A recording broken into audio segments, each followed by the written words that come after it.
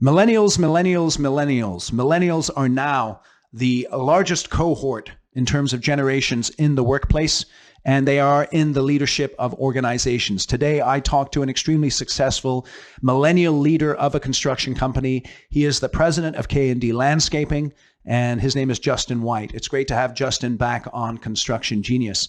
Today, we talk about how Justin is leading a multi-generational team of executives that includes millennials, baby boomers, and folks from the Gen X generation. He talks about how he, as a leader, shows up in that environment so that he can be as effective as possible. We touch on the importance of humility, the importance of listening to understand, and the importance of really up-leveling your game as a millennial to make sure that you show up in the workplace as an executive that can be trusted and respected. I know you're going to enjoy this interview. Justin gives us great insight into how to be a successful millennial leader, including some advice at the end of the interview on specific books that you can read in order to up-level your leadership game. So if you are a millennial or you have millennials in your organization that are coming into leadership roles, this interview is absolutely essential. I appreciate you listening to Construction Genius today. Thank you for sharing this interview with other people that you might think that would benefit from it.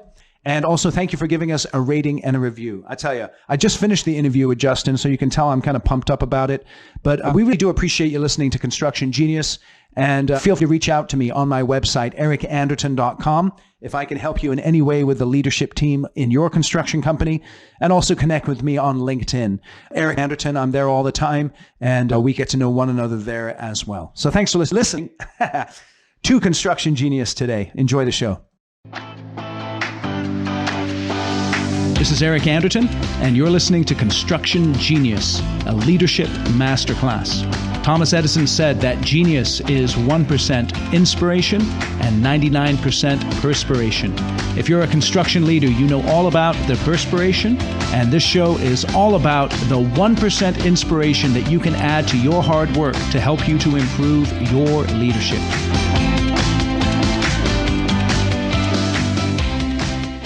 Justin, great to have you back on the show again. Thanks, Eric. I really enjoyed talking with you. I'm excited to be back. All right. So, Justin, right now, the millennials are the largest cohort in the workplace in terms of generations. And you yourself are a millennial. Oh, yeah. I'm a millennial. I'm one of those. So I'm 31 right now and right in the smack middle of the millennial generation. Okay, so you're 31 years old. You're running, what, a $10 million company? Yep. $10 million company. And what are your goals for your company long term? So the goal is to be 30 million by 2030 with 300 employees.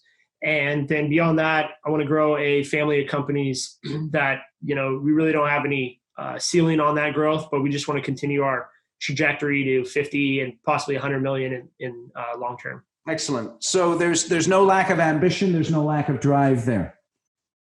No, very motivated, very growth oriented.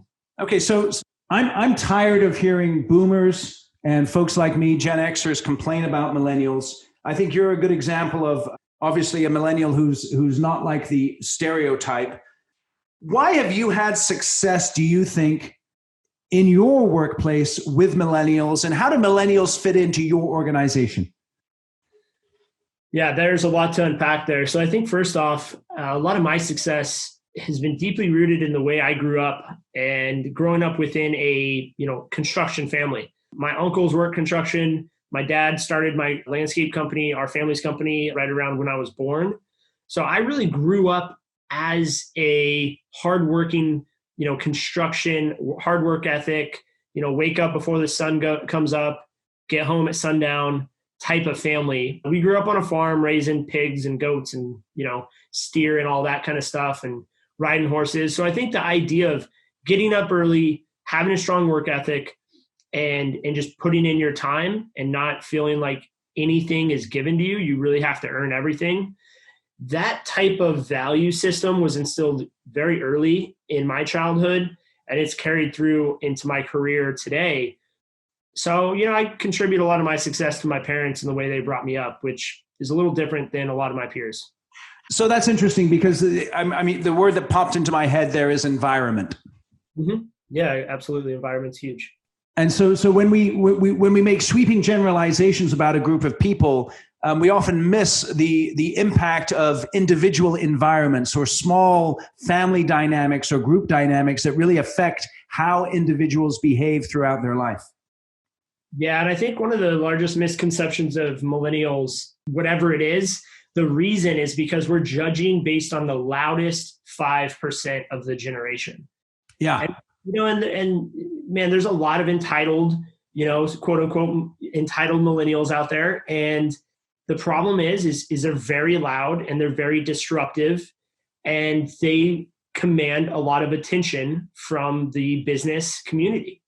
Yep. So, we're making generalizations around millennials based on a small percentage, but because they're the loudest percentage. Yeah, it's interesting. And by the way, for my audience, if you'd like to listen to episode 9 of Construction Genius, that's where Justin and I discuss how family construction companies transition successfully to the next generation. So that's episode 9. So let me go back here. What challenges do you have in a multi-generational environment? So describe for the audience a little bit the leadership team that you have at K&D at the moment.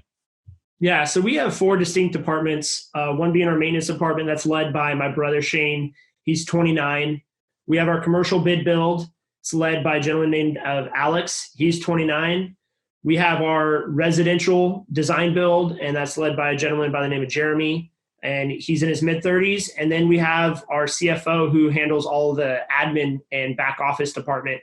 She's in her 40s. So our leadership team is very young. Me, myself, I'm 31. I'm the CEO. So that's kind of myself and my 4 leaders. That really makes up our leadership team.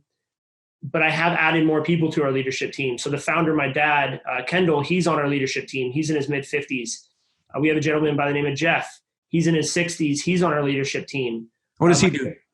And he's a retired. He retired and sold his business and then joined us to run and help us grow our maintenance department. Okay. So he's very customer centric. He's probably the best customer experience individual that I've ever been able to mentor under. And he's been able to mentor our millennial generation within the company. So when we run into challenges. Let me just interrupt you here. I'm sorry. Did you have a relationship with him prior to him coming into the business? No, we didn't. We hired him as an employee about 3 or 4 years ago. Okay. Now I'm interested because you're the president of the company. Mm-hmm. And you just described your relationship with him as mentoring under him. Yes. I'm his boss, but I see him as a mentor of mine. And a lot of meetings that I have one-to-ones, I have one-to-ones with my entire team. And a lot of times I'm asking him questions and he's giving me advice. So it's really a great working relationship. And so I think the underlining value there is humility. You have to be very humble to be a millennial or a young leader in any industry, but especially in the construction industry, where you have a lot of people who have experience around you. If you think that you're the most knowledgeable in the room and you know everything just because you're the CEO, you're going to make a lot of mistakes. So for me, it's being humble and asking for advice and seeking knowledge. Okay, so then let me just bounce this back a little bit, because you've got millennials in key leadership roles in your organization, and I had this picture in my head of them being in many ways the face of your company, facing towards your clients. Mm-hmm. What have you experienced in terms of how the public perceives your company and interacts with them from a business point of view when there's a bunch of young guys and gals running the company? Yeah, the perception is immediately, is this guy qualified? Am I really, should I be trusting this person because they're young, right? And I've gone up against this my whole life. I was a project manager at 18 years old, running large projects. And let me tell you, when you walk into a construction trailer and there's a bunch of 40 and 50-year-olds and you're an 18-year-old, it's like, what is this guy doing in here? Yeah. So I've been up against that my entire life. And so it's just a matter of, you have to step up your professionalism. You have to be better in responsiveness, in knowledge, in just being able to communicate with these people, because you're immediately going to have that stigma applied to you as an entitled millennial that, probably got put in that position because your dad or something. So that's interesting because you've got to balance on the one hand this idea of humility, which is I don't have all the answers and I'm willing to learn, with actually having the answers and being willing to step up. And because I always think of it, kings talk to kings, if you know what I'm saying. Yeah. And so you've got to be able to come with that sense of confidence without either an overbearing cockiness or a sort of subservience where you get run over by people. Yeah, I think people in general just, they really have a negative outlook on millennials, and, not to defend them too much, but, we are a little bit up against it these days because there is that stigma out there. Right. So you really have to go into things knowing that you're going to have to prove yourself. You're not going to just get accepted. So it's a matter of being professional, knowing what you're talking about, but still being humble with the customer as well. And really getting to know their needs and asking a lot of great questions. Again, we're wanting to avoid generalizations if we can, but what would you say are some of the weaknesses of millennials that need to be overcome? So I think in general, communication is taken for granted. We have probably the average millennial has 5 or 6 social networks that we're active on. We have email, Slack, text, phone call. There's so much constant communication coming in that we sometimes will, kind of, I guess, go blind to it and just go numb to communication. So being responsive to your clients and to your relationships, I think is very important. It's a weakness I see with millennials. Being able to adapt to the working environment that your client or your superior creates. I think millennials in general have their idea of how they want to operate, but we always call it the platinum rule. Treat others how they want to be treated. Yeah. So if you have a client who doesn't like text messaging and doesn't like email, you need to pick up the phone and call them. Don't expect them to adapt to your preferred means of communication. Same with your superior. We have people in the office who really don't like emails and don't like text. They want face-to-face conversation. So if you're a millennial coming up in that organization, give that person the respect and communicate as they would like to be communicated with. Yeah, so I think you nailed it right there. I think a lot of the perceived differences between generations are around the communication styles. They're around superficial things like vocabulary, and those are the things that distinguish generations. But what I'm hearing here is this idea that the millennials should be on the front foot in terms of their adaptation and their willingness to change for the benefit of other people. Exactly. They need to be the ones molding to other people's desire and forms of communication. There's also exceptions to this. If you're the leader, for me, the CEO, I'm establishing what is our, the communication and, but just continuing to go down the weaknesses. I think, entitled comes to mind. I think it's probably the first word most people think about when they think about millennials. And as I see that happen a lot, there's also this idea that the whole college degree and the 4-year degree is becoming less and less important. I don't know if that's because the individuals are coming out of high school feeling entitled, like they don't need it. But I think it's something that is in this process of changing our perception and entire culture of our country right now. We're going through a transformation around knowledge. Right. So, we may be, and I say we being the older generations, we may be at fault for the entitlement of the millennials. A lot of times when kids are acting up or whatnot these days, you hand them an iPhone or an iPad to distract them. There's constant gratification in everything that we do. So when everything's instantaneous for us, entitlement becomes a part of day-to-day activity. It becomes part of day-to-day life. If we need gas, there's a gas station at every single corner in the area, and you can put in credit cards and everything else. Access to information is becoming easier and easier. So, more and more things are becoming instantaneous. So as we grow up in this world of instant gratification, we enter into the business world and we expect the same type of treatment. We expect promotions immediately. We expect to be paid a higher wage than maybe what we actually are creating in value. So the idea of entitlement, I think, is definitely real, and the result of just the change of environment that we're growing up in the 90s and in the 2000s. There's just so much access to basically everything.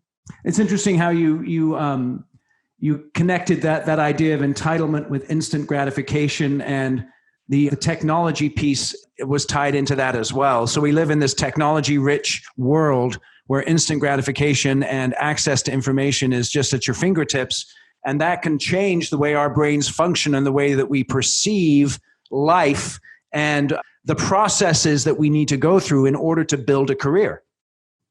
Correct. Yeah, and that's what we're kind of up against. And I'll, one step further, we have Generation Z coming up right now. Yeah, let's talk about that. Yeah, so Generation Z, I think the biggest challenge we're going to have with them is they're growing up on games, digital games. Gaming is becoming one of the quickest growing industries in our economy. So what happens with a game is you can create your own flow, how quickly you want to move through the game. You can create your own character, how you appear, what your strengths and weaknesses are. If you fail, you just hit the restart button and go back to the beginning of the level and do it again. Right. And there's constant gratification in these games. I mean, immediate and constant gratification. You get, coins, or you get some kind of prize every time you advance a tiny little step. Right. So what we're taking this gamification type of mentality where they're getting instant gratification. If you fail, no problem, go back, try it again. You have as many lives as you need. To the business world where you get a review once a year if you're lucky, and you get some feedback. So you're going from a gaming situation where you're getting constant gratification to a business environment where you're getting a review once a year. Right. That's not going to work for Generation Z. You're going to need to adapt the way you run business and the way you treat your employees and your leaders as Generation Z starts to become more and more of a player in our workspace. So I heard something there which I found interesting, and I don't have the answer to this, but it'd be interesting to explore this idea of if you fail, you go back and start again from the games. And I'm wondering if that actually would be a positive thing in terms of if you can describe the framework of the game in a job environment, and where the framework of where failure is acceptable, people would be comfortable from the younger generations, comfortable functioning within that framework, and perhaps wouldn't be as impacted by failure. What do you think about that?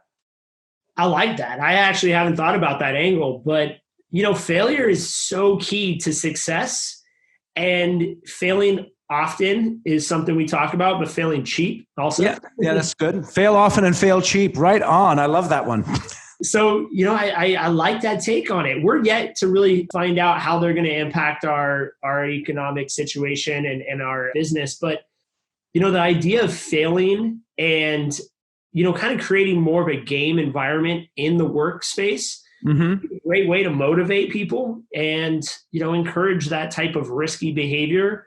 It's just kind of like, how do you guide and put bumpers on their activities so they don't fail too hard? Yeah, no, I know. That's the thing. You've got to create the game, so to speak, so it's not an end game, so to speak. So let me ask you this. When you're in a leadership meeting and you're running the meeting, you've got a mixture of generations in that meeting. What are a couple of things that you focus on to make sure that the generations are communicating well and you're getting what you want out of your executive interactions in your company? Yeah, so the leadership team consists of about 7 of us, all the people I named, including my cousin Jessica, she's 31 as well. So what we do is every meeting, we do weekly meetings, every meeting, a different person runs the meeting.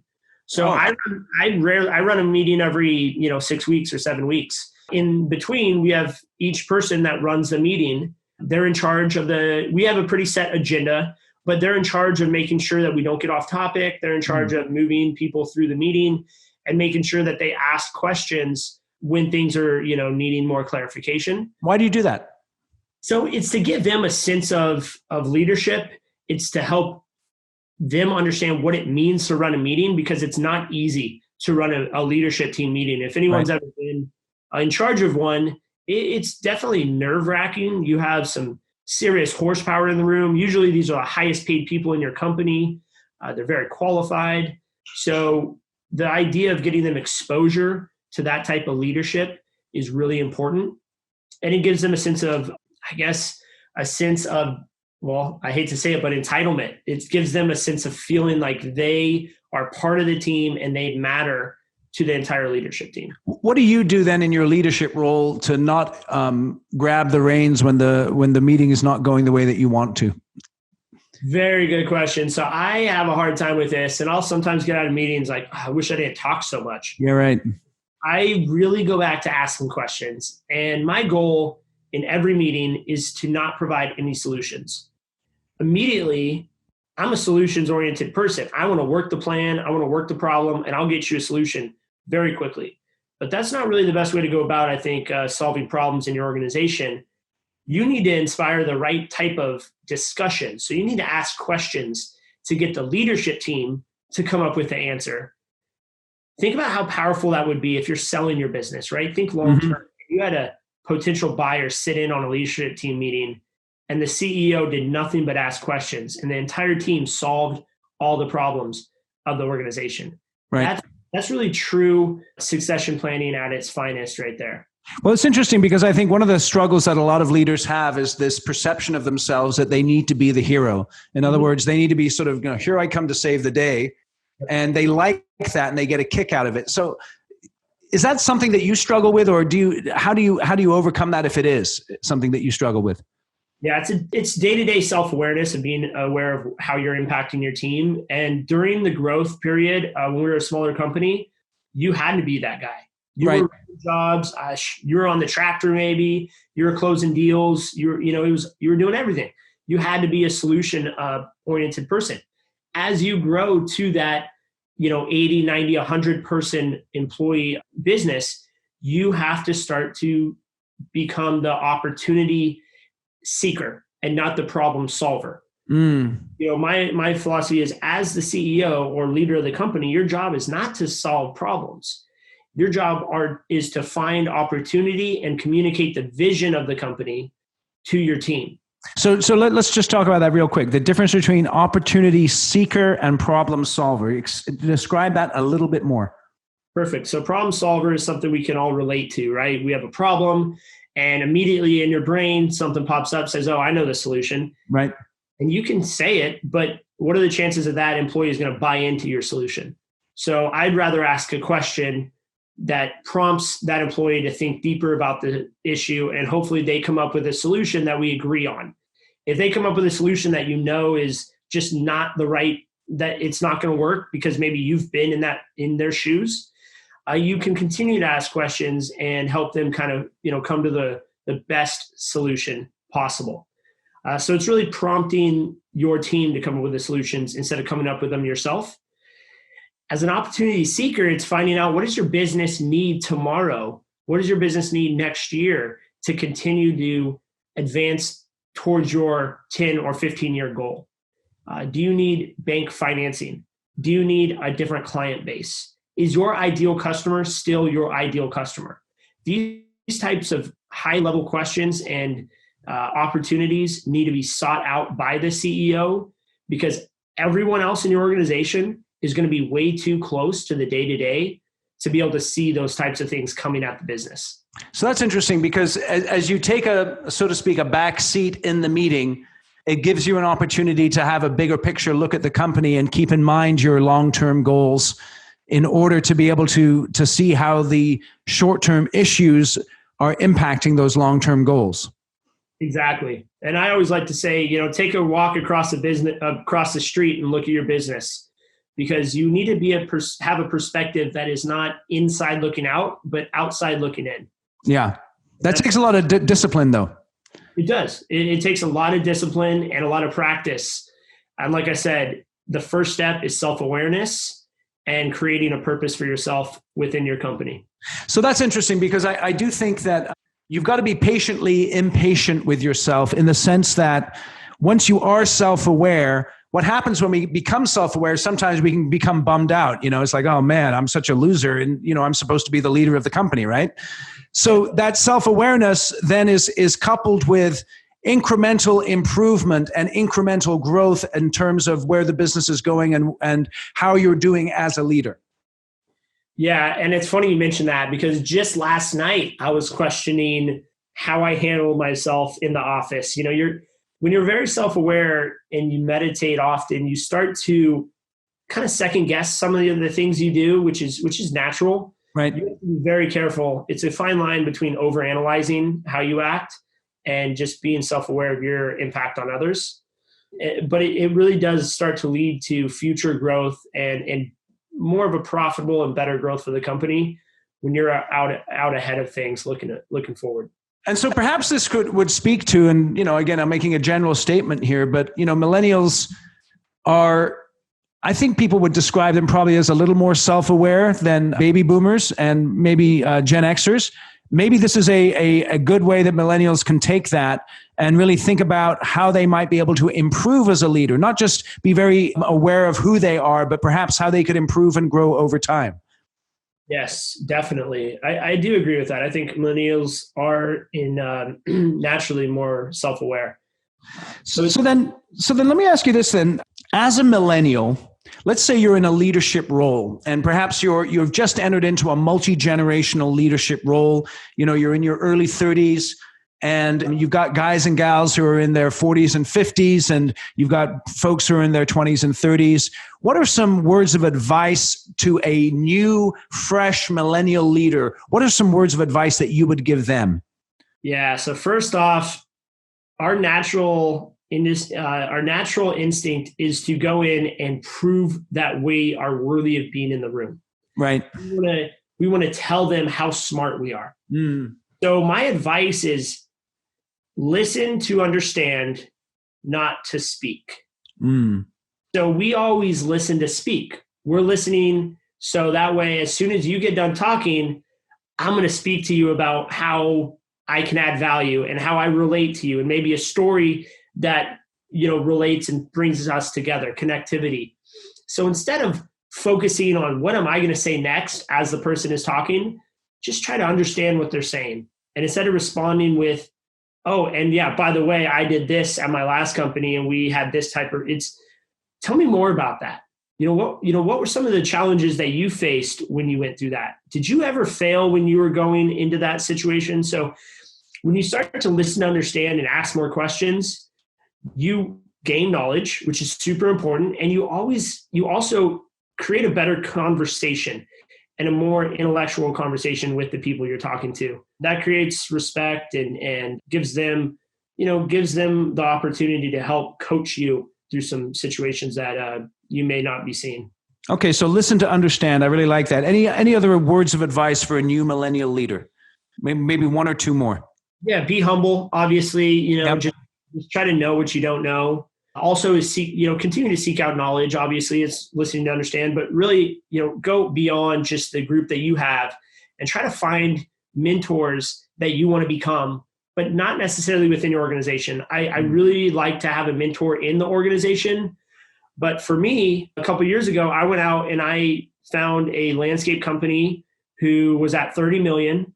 And I just called them up, said, hey, I want to be 30 million in 2030.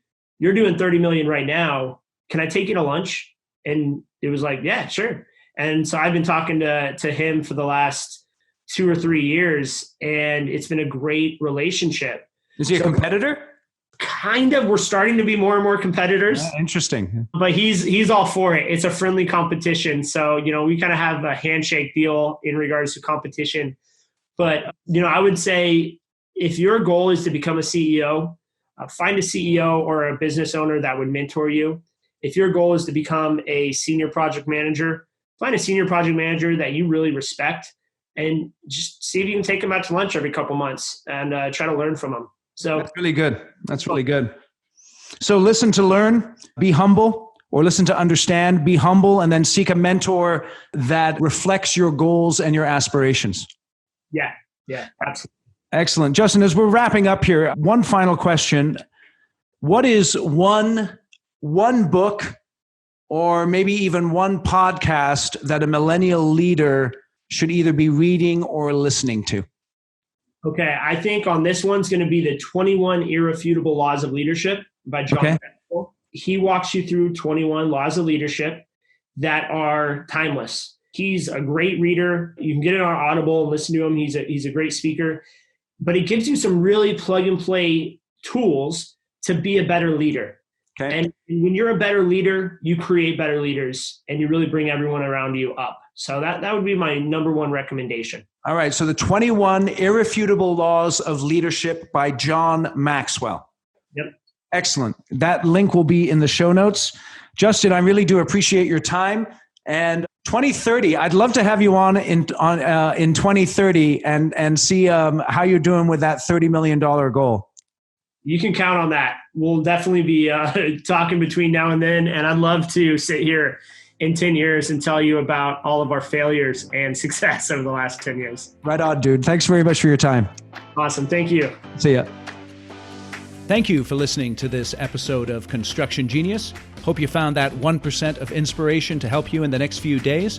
If you like the show, please give us a 5-star review on iTunes, share it with other construction leaders who you think would benefit, and always remember that the show is brought to you by Kick-Ass Meetings. I've been working with construction leaders since 2004, teaching them how to run extremely effective problem-solving meetings that gets their people collaborating, taps into their creativity, and to get yourself a free copy of the Kick-Ass Meeting Report, go to www.ericanderton.com/kickassmeetings. Grab yourself that free report, read it, use it in your business. You'll find it extremely useful. And thanks again for listening.